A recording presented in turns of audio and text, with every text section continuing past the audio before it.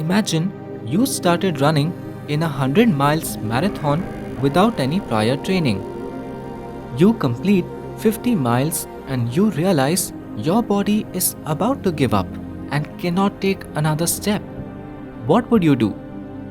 This is exactly the situation that David Goggins, a well decorated US Army soldier, faced after he came back from the battlefield. But what he did next would surely make you think twice before you are about to give up on something you dearly want. Before we get to the hows and wants, let us have a look at what David Goggins felt at the 50-mile mark. This is how he described it. Pain washed through me in waves. My thighs felt like they were loaded with lead. The heavier they got, the more twisted my stride became. My bones were becoming more brittle by the second, and my toes had banged the tips of my shoes for nearly 10 hours. A few miles later, my lungs seized and my chest rattled as I coughed up knots of brown mucus. It got cold. I became short of breath. Fog gathered around the halogen streetlights, ringing the lamps with electric rainbows, which lent the whole event an otherworldly feel.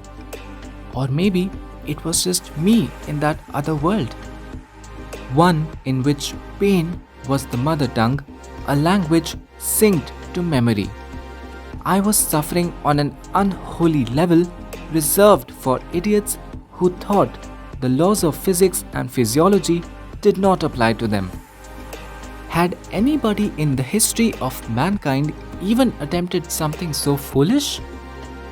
Indeed, the degree of self-doubt and negativity was quite high on David Goggins' mind, and even you might have experienced similar thoughts when going got tough in life. As he was trying to push himself, he suddenly remembered that as a kid, no matter how bad his life got because of experiences such as racism in his school and harsh treatment by his father, he always had one thing to look up to: the cookie jar. His mother always ensured that the cookie jar was stocked.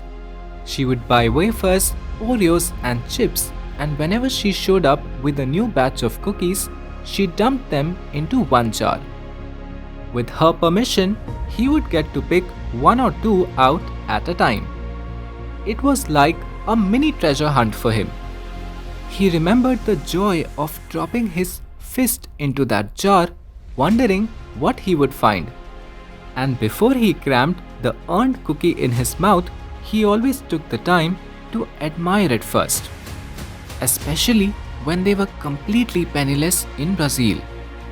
The feeling of being that kid locked in a moment of gratitude for a simple gift, the cookie, came back to him on that track. Suddenly, he realized that he still had that cookie jar in his mind.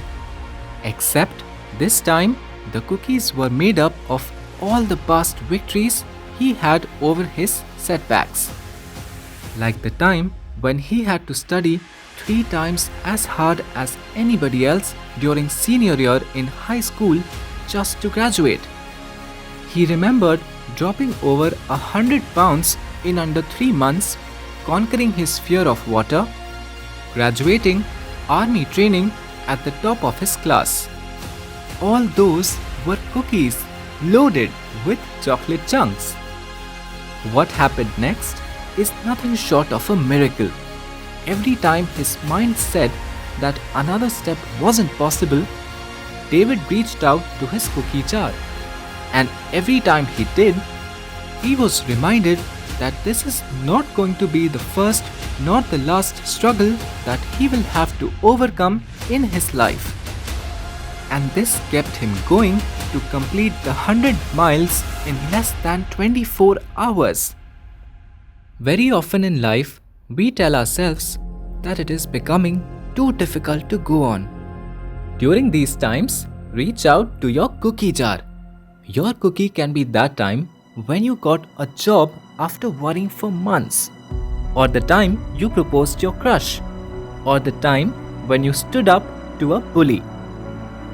Collect these small and big wins in your cookie jar because these are your most valuable possessions that made you and will propel you to further greatness.